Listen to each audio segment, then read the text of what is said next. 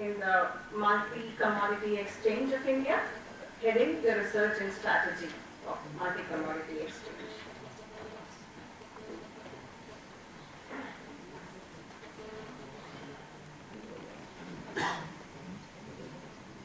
Thank you, Sima.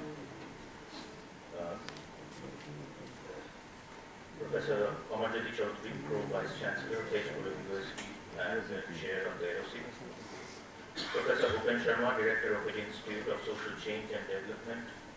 Professor V.N. Goswami. Dr. Pranab Mukhopadhyay, Secretary NC. Recognizing the former presidents of NC, Professor Kanchan Chopra, Professor Gopal Kadipuri, Professor Jayanta Bandyopadhyay, Dr. Purnamita Dasgupta, Office Bearer Treasurer, NC, Executive Committee members, General Body members, guests, participants, ladies and gentlemen. Quite unfortunately, Professor Amita Shah, the President of Indian Society for Ecological Economics, couldn't attend this conference because of critical medical conditions. However, in her, among the constraints that have been posed by a physical condition, she has conveyed her best wishes to this conference, to the local organizing committee, to the executive committee, and to all the participants of this conference. So we really appreciate that. As such, it is indeed a matter of great pleasure that the 7th Biennial Conference of NC has already taken off at such a high note.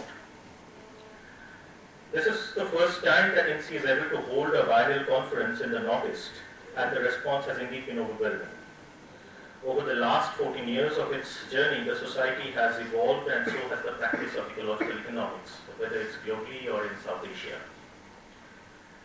Ecological economics, as is practiced today, often marks a paradigm shift from the ways neoclassical environmental economics was initially conceived. Yet, the embedment of present-day ecological economics in the traditional and the critical developmental issues cannot really be ignored. The origin of the developmental discourse traces back to the notions of economic growth and development, and has eventually reached a stage where governments and academics are more concerned with more holistic notions of development than merely growth. Sustainable development eventually has become the most important notion and the keyword of the day, and provides a comprehensive definition of development linking ecological services and quality of life with economic growth.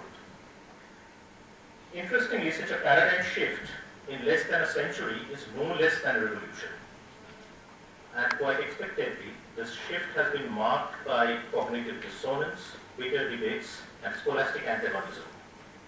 And if we trace back to the days of classical political economy, which evolved out of the writings of Adam Smith and David Ricardo, the scope of economics as a discipline was defined in the confinement to find and explain the nature and causes of economic development.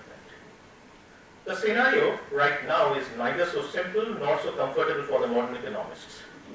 It has always been considered a maverick field lurking somewhere in the background, but not always really thought of as real economics, rather an amalgam of sociology, anthropology, history, politics, and all too often ideology. Though it has been claimed that economic development as a branch of economic science emerged only in the 50s, there is no doubt that the notion of development existed even in the classical economic thought processes. The recognition of development economics as such as a discipline over the past 60-70 years earmarked the changes in our understanding of development. The wealth of experiments so far have revealed that there are clearly no surefire formulae for success. If there were, there would have been many more successes than what there are today. Economic theory has, in fact, evolved to account for both successes and failures. Nonetheless, few of the greatest economists actually ignored it outright. The classical school, starting with Adam Smith, was concerned with what we call quote-unquote economic development. However, their notion of economic development was quite different. What is perceived by what is defined and perceived as development today by the development theorists. The difference gets reinforced in Smith's Wealth of Nations, Ricardo's Principles of Taxation, and goes on to Schumpeter's classic theory of economic development. The German historical school and its English and American counterparts could very well be deemed as part of this developmental discourse of the development economics. It was thoroughly geared towards the theory of economic growth. However, the primary focus of economic research remained confined to developed nations till the 1930s. It was Colin Clark's quantitative study in 1939 that made economists realize that most of the humankind did not live in an advanced capitalistic economic system. Yet the early concern was still Europe, namely the post-war European reconstruction and industrialization of its eastern fringes, as exemplified by the pioneering article of Paul Rosenstein-Rodin in 1943 and Kurt Mandelbaum's book in 1947. It was only sometime after the war that economists really began to show their concerns for Asia, Africa, and Latin America. To this end, one of the important drivers was decolonization. Faced with a plethora of new nations whose standards of living and institutions were so different from the European way of life, modern development theory, by which we mean the analysis of not only growth, but also of institutions that could induce, sustain, and accelerate growth, began in earnest to change its focus and rearrange its differential. After the Second World War, academics began to think of ways and means of effectively dealing with poverty and destitution that heavily weighed upon two-thirds of the human race. Now, post-war development theory was primarily looked at from the viewpoint of growth and capital formation. And this thought eventually culminated in the stage theory of development made famous by Gerschenkron and Rostow later on. The stage theory assumes certain linearity in the development patterns of economies and argues that underdevelopment in some of the economies will be converted to development over time. A few Asian, African, and Latin American countries lag behind the developed nations for some time. However, the role of capital formation as a crucial component that accelerates development was not only recognized by Gerschenkron and Rostow, but also by Marx and Lewis. And it, of course, got translated in the works of early Keynesians like Calder and Robinson, who attempted to call attention to income distribution as determinants of savings and growth. Even modern Marxists like Maurice Dobb focused on the formation of savings. Lewis and even Keynesians have argued that savings can be manipulated through government intervention, as we know in the works of Singer and Ritter. A number of eminent immigrants in Britain, influenced by their personal experience of late industrialization in the Central and Eastern Europe, developed plans for the post-war transformation of underdeveloped regions. The contributions of Michael Kalinske, Kurt Mandelbaum, Joseph Stengel of Oxford University, and Paul Rosenstein-Rodin of the Royal Institute of International Affairs laid the basis of development as a formal subdiscipline of economics. This was the time when the new orthodoxy emerged around the notion of balanced growth with the works of Lewis and Marx. However, it never took much time for an antithesis to emerge in the notions of unbalanced growth with the works of Hirschman and Streeton. They are of the view that balanced growth is not possible, as the theory assumes that a modern sector should be superimposed on an old and traditional one. In the process, the balanced growth theory loses its focus from the processes of change, which in fact should have been the real focus of development theory. Neoclassical development theorists, however, emphasize the important role that international trade plays as a substitute for low domestic aggregate demand. They argue that governments should act as facilitators to promote international trade between economies. In the process of positioning the economy on an autonomous sustained growth path, the government has to remove barriers to international trade in commodities. Comparative advantage combined with the Heckscher-Ohlin theorem can then take care of the rest. Over time, however, the connotation changed. Schultz was the first to recognize the need for human capital formation as an important appendage to physical capital formation. This led to an emphasis on education and training as prerequisites of growth, and identification of the problem of brain drain from the third world to the first. Lewis and Singer also subscribed to Schultz's thesis. Their argument was focused towards social development as a whole, which could be brought about by education, health, fertility, etc. Improvement in human capital thus began to be considered as a necessary prerequisite for economic growth. In this view, industrialization, if it came at the cost of social development, could never be self-sustaining.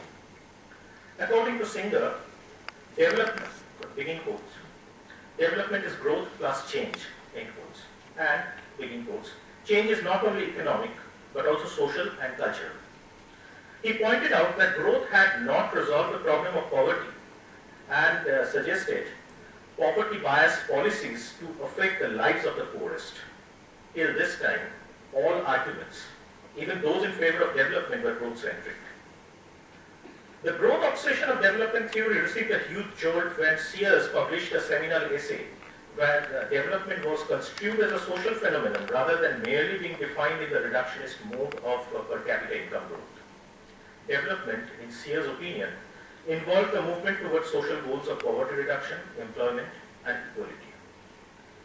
Gunnar Myrdal also supported Sears' views.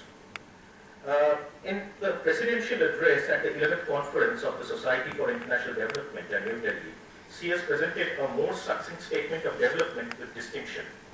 Quote, "It is very slipshod for us to confuse development with economic development and economic development with economic growth."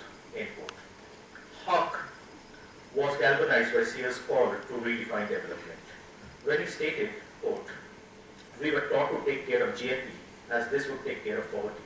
Let us reverse this and take care of poverty as well this will take care of GNP."